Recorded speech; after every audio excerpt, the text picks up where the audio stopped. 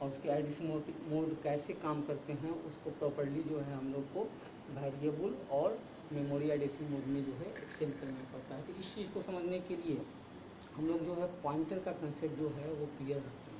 अगर पॉइंटर आपका क्लियर रहेगा तो लिंक लिस्ट ईजी वे में काम करेगा। अगर पॉइंटर में थोड़ा सा भी आपको प्रॉब्लम आएगा तो फिर आप लिंक लिस्ट तो बना पाएंगे लेकिन उसको समझने में थोड़ा सा प्रॉब्लम होता है।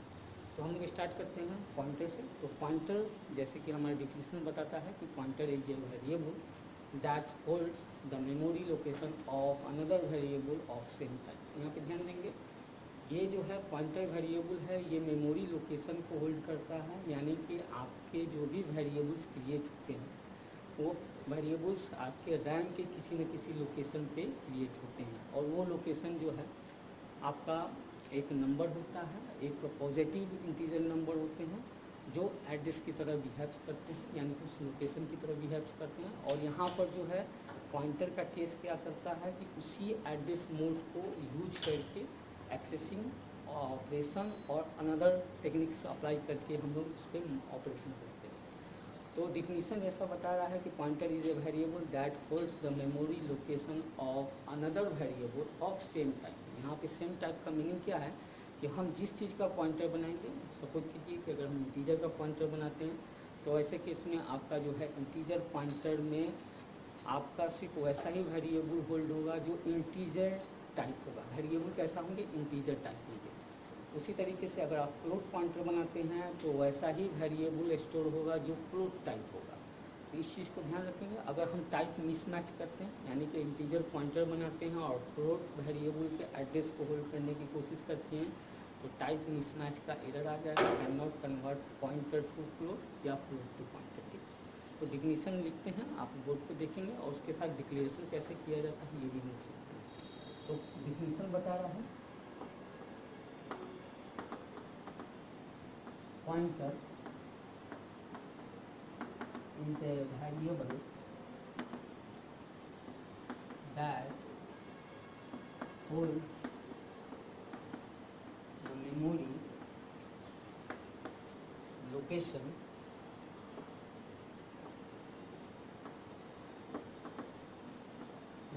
of another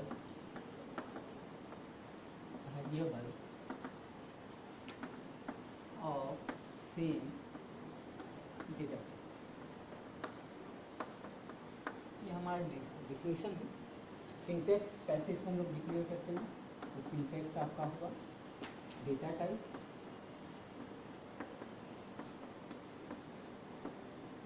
वेरिएबल नेम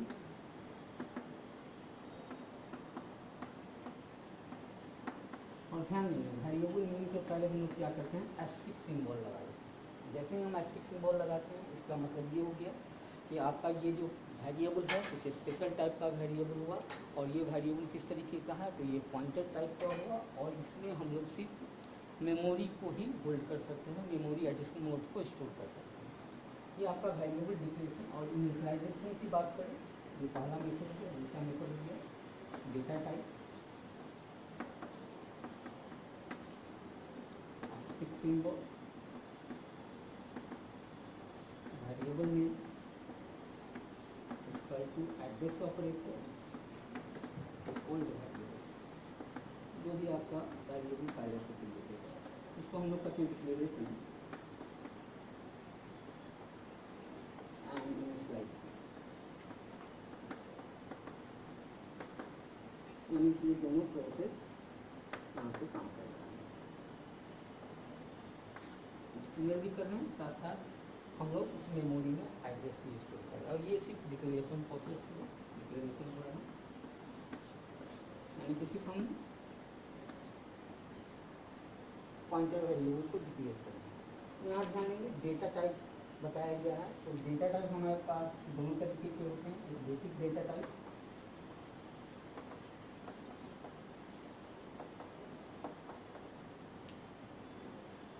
और एक डेराइव।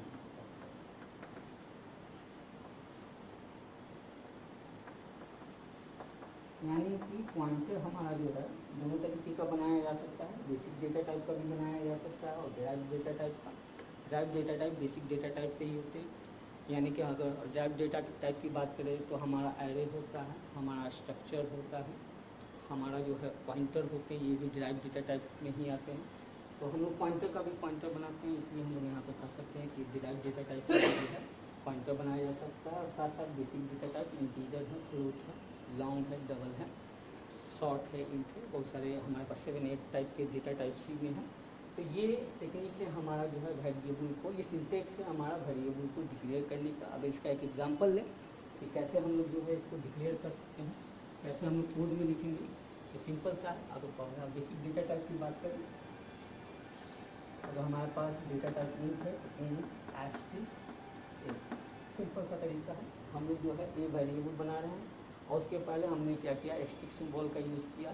वैसे हम एक्स्ट्रिक सिंबल का यूज़ करते हैं तो अब ये जो है ए वेरिएबल एक स्पेशल टाइप का वेरिएबल्स बन गया, जिसमें हम लोग मेमोरी के एड्रेस को स्टोर कर सकते हैं। अगर हम सिंपल वेरिएबल, जैसे कि अगर हम मान लिया कि एक वेरिएबल नॉर्मल वेरिएबल बनाते हैं बी नाम का, तो यहाँ पे देखेंगे बी वेरिएबल जब भी आप क्रिएट करेंगे तो कंपाइलर जब भी इस स्टेटमेंट को एग्जीक्यूट करेगा तो ये आपका जो है मेमोरी में एक स्पेस क्रिएट करता है। ध्यान देंगे ऐसे ये काम करता है, ये स्पेस क्रिएट करता है और स्पेस जो है वो डिपेंड करता है आपके डेटा टाइप पे। यहाँ पे डेटा टाइप इंटीजर है और इंटीजर का जो है साइज जो है मेमोरी में जो है ऑक्यूपाई करने का जो है कैपेसिटी है वो 2 बाइट है। ये डिपेंड करता है कंपाइलर बिट पे। अगर आपका जो है 32 बिट का कंपाइलर है तो वहाँ पे data type integer 4 byte store करेंगे। अगर 16 बिट कंपाइलर है तो वहाँ पे इंटीजर जो है 2 बाइट का जो है साइज में। तो यहाँ पर जो है हम 16 बिट पे काम कर रहे हैं। तो 16 बिट पे जो है आपका अगर ये वेरिएबल क्रिएट हो रहा है तो ऐसे केस में इंटीजर जो है यहाँ पे 2 बाइट साइज लेंगे, यानी कि आपका जो है 2 बाइट का स्पेस होगा।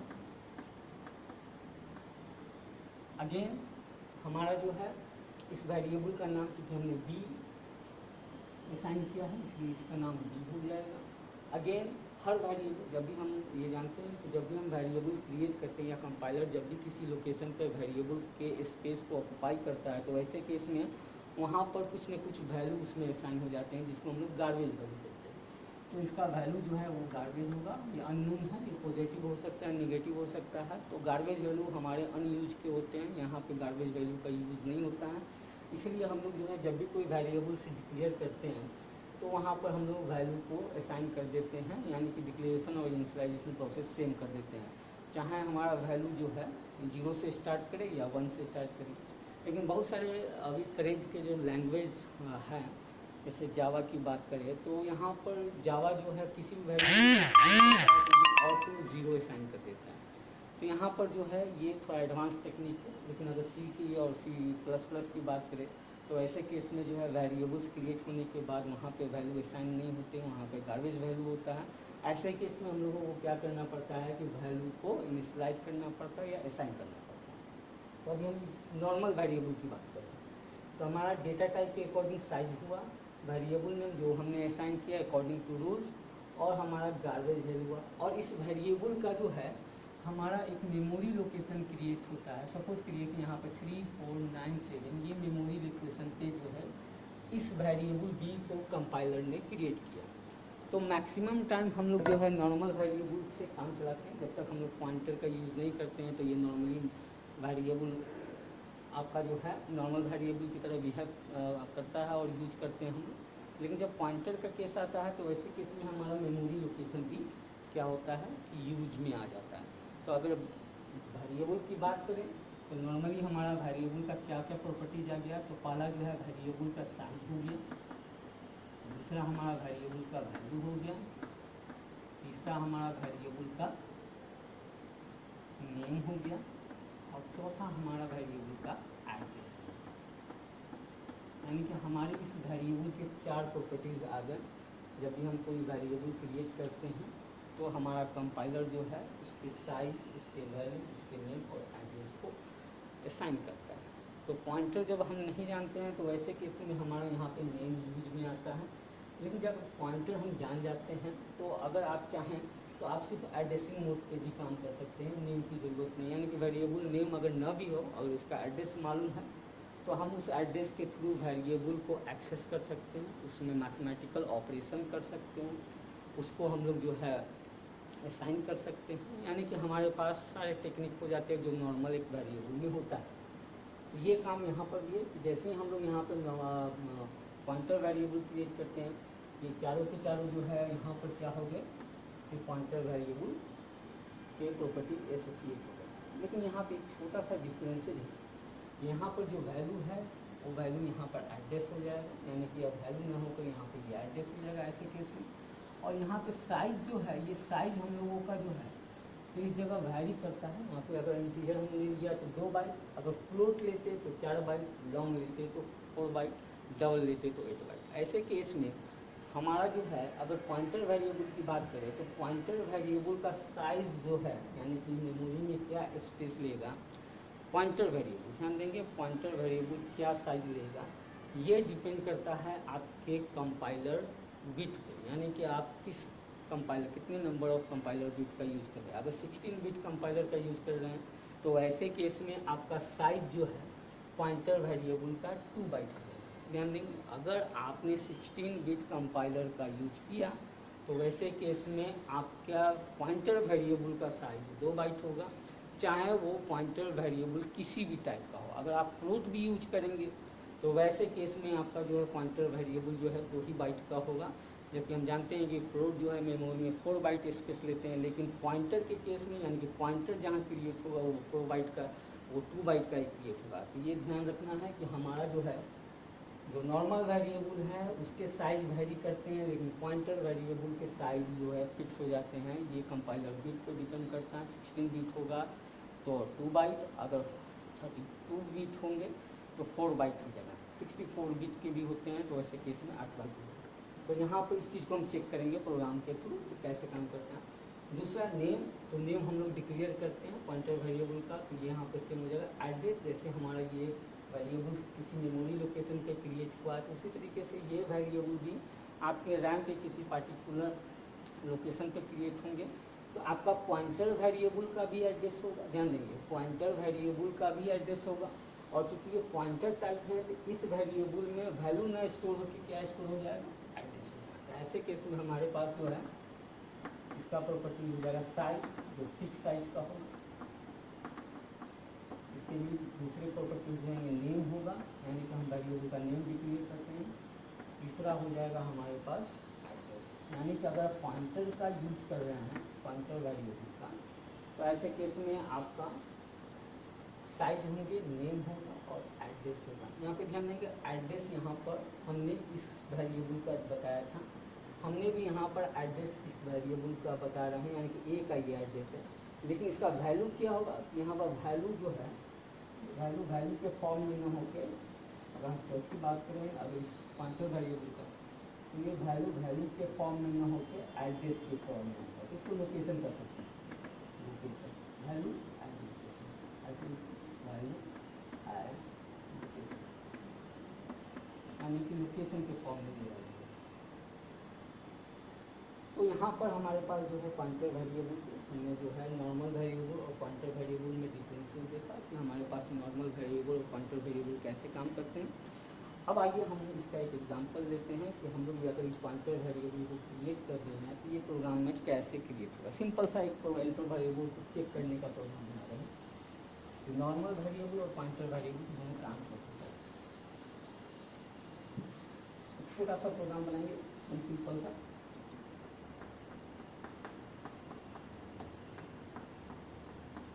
stdio.h हेडर फाइल से new.h void main,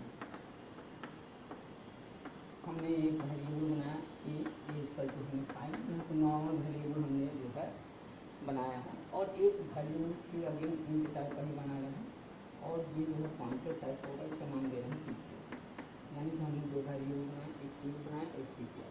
तो यहाँ पर इसको नॉर्मली चेक करते हैं कि ये दोनों काम कैसे करता है। इसके लिए हम क्या करते हैं, प्रिंट करके देखते हैं, प्रिंट है ए इक्वल टू परसेंट बी, यानी कि हम लोग ए के रखते हुए वैल्यू को चेक करते हैं।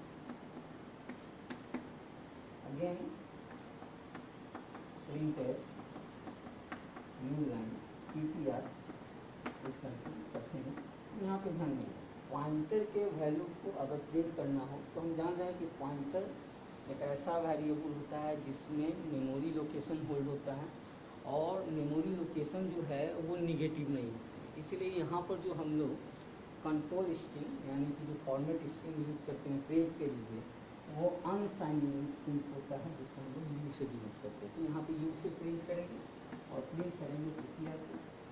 अब दोनों को देखेंगे तो यहाँ पे थोड़ा सा डिफरेंशियल है। ये डिफरेंसेस क्या आएगा तो यहाँ पर तो आपका वैल्यू प्रिंट होगा 5 और इस केस में जो है तो हमने अभी डिस्कस किया है कि हमारा जो है पॉइंटर वेरिएबल जब भी हम डिक्लेयर करते हैं तो पॉइंटर वेरिएबल के साइज होंगे, पॉइंटर वेरिएबल का नेम होगा, एड्रेस होगा और वैल्यू एज लोकेशन होगा, यानी कि वैल्यू जो है वो लोकेशन एक होगा। और ऐसे केस में हमारा यहाँ क्योंकि हम इस वैल्यू को असाइन नहीं किए हैं तो ये गार्बेज लोकेशन होगा। अब ध्यान देंगे इस पर ये एक लोकेशन होगा जो गार्बेज होगा। तो ऐसे केस में अगर मान लीजिए कि 3649 ये एक लोकेशन को प्रिंट कर रहा तो ये कुछ ऐसा है। आपके कंप्यूटर में हो सकता है कोई डिफरेंट वैल्यू, तो ये डिफरेंट जो वैल्यू है वो मेमोरी लोकेशन को शो कर रहा है, यानी कि यहाँ पर ये मेमोरी लोकेशन आपको दिखा रहा है कि ये इस पर्टिकुलर मेमोरी लोकेशन को होल्ड किए हुए।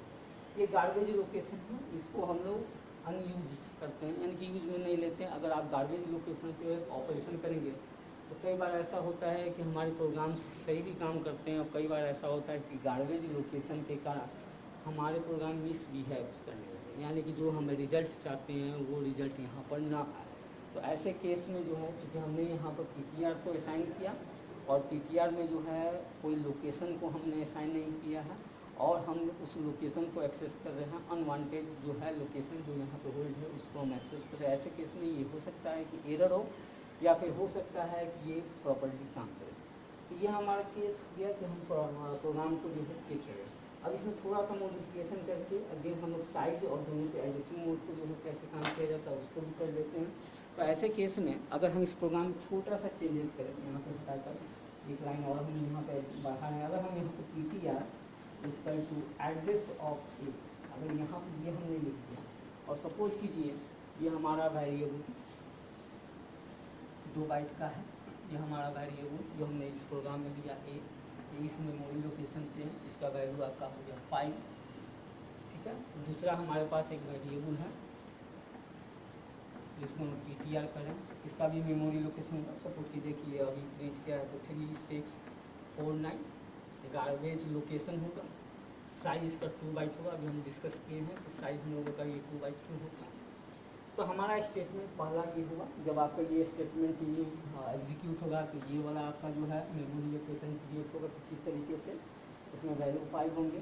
और अगर आप ये स्टेटमेंट जैसे ही आपका नेक्स्ट लाइन में स्टेटमेंट काम करेगा तो ऐसे केस में आपका जो ptr वेरिएबल क्रिएट होगा और इस तरीके से मेमोरी लोकेशन क्रिएट होगी। जब आप प्रिंट करेंगे तो 5 ये हम एज्यूम कर रहे हैं कि 3649 लोकेशन पे क्रिएटेड है। अब यहाँ पर जो आपने ptr equal to address of a यानी कि ए वेरिएबल का एड्रेस, अब यहाँ पर ध्यान देंगे ए वेरिएबल का एड्रेस क्या है 3497, तो यहाँ पर कहाँ स्टोर कर रहे हैं तो ptr वेरिएबल। तो ऐसे केस में इस स्टेटमेंट के कारण अब ये आपका जो ptr वेरिएबल जो गार्बेज लोकेशन होल्ड किए हुआ था, ऐसे केस में आपका जो है अब ये 3497 लोकेशन को होल्ड करेगा जो कि एड्रेस है आपके ए वेरिएबल। अब ये जो है वेरिएबल ptr जो है अब देखेंगे कि ये एक लोकेशन को डिनोट करने लगा जिसको हम लोग ए वेरिएबल जो हमारा ए वेरिएबल है।